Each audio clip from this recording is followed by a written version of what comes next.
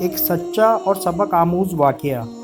مشہور عرب مفکر اور دائی ڈاکٹر علی طنطاوی رحمۃ اللہ علیہ فرماتے ہیں کہ وہ کابل میں تھے کہ وزارت خارجہ کی طرف سے حکم ہوا کہ فوری طور پر ایک ضروری کام سے روس چلے جائیں۔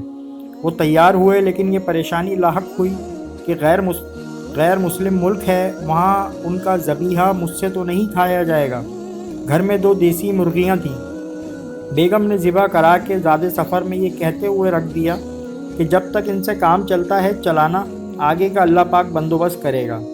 وہ کہتے ہیں میں تاشکند پہنچا ہی تھا کہ وہاں کے ایک مسلمان شیخ نے گھر دعوت کی۔ میں ان کے گھر جانے کے لیے نکلا تھا کہ راستے میں ایک غریب عورت بھوک سے نڈال اپنے بچوں کے ساتھ سڑک کنارے کھڑی تھی۔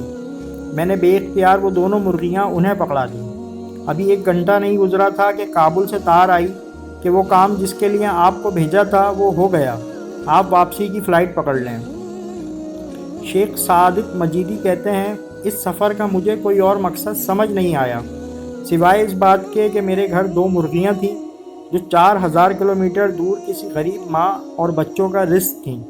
اللہ تعالیٰ نے مجھے اس کام کے لیے افغانستان سے تاشکند بھیج دیا کہ چل اس غریب ماں اور اس کے بھوکے بچے کو یہ رزق پہنچا۔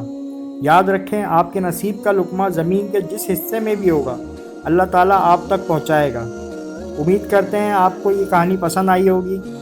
اگر آپ کو یہ کہانی پسند آئی ہے تو پلیز ہمارے چینل کو سبسکرائب کریں، لائک کریں، کمنٹ کریں اور بیل آئیکن کو پریس کر دیں۔